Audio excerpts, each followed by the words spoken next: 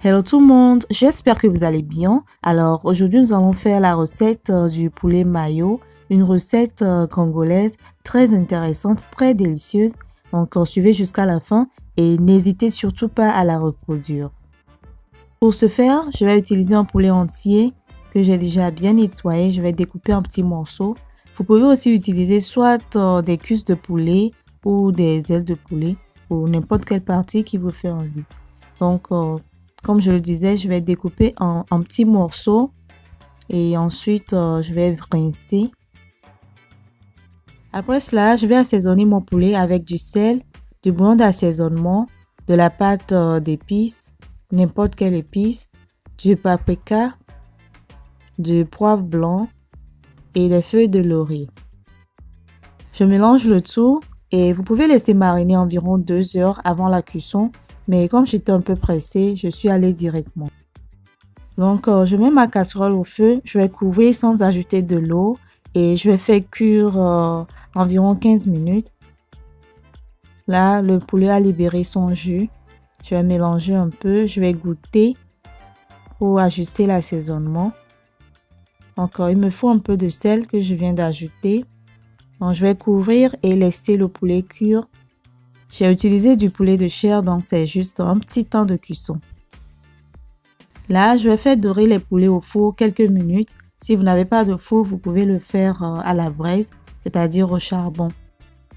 Réservez le jus de cuisson du poulet, on va l'utiliser dans la suite de la recette. Voici mes morceaux de poulet qui sont bien dorés, bien grillés. Et pendant ce temps, je découpais les oignons, tomates fraîches, poivrons de couleur et un peu de piment frais. Je mets tout dans un bol et je vais rajouter un peu de bouillon d'assaisonnement. C'est facultatif. J'ajoute un peu d'épices passe-partout également. Je vais bien mélanger et je rajoute de la mayonnaise. Encore rajoutez la quantité qui vous plaît. Je vais bien mélanger. Ensuite, je vais rajouter mes morceaux de viande. Et je vais tout mélanger ensemble.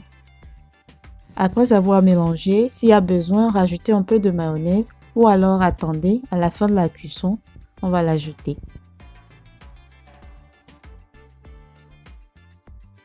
Là, je vais renverser le tout sur du papier cuisson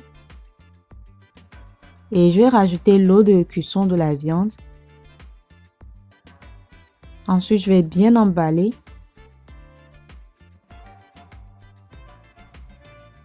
Ensuite, je vais mettre ça au four à 210 degrés Celsius pendant 30 minutes ou plus. Ça dépendra de la capacité de votre four. Au cas où vous n'avez pas de four, vous pouvez le faire sur la braise également. Donc voilà, c'est tout prêt. Je vais mélanger un peu et à ce niveau, vous pouvez rajouter un peu de mayonnaise.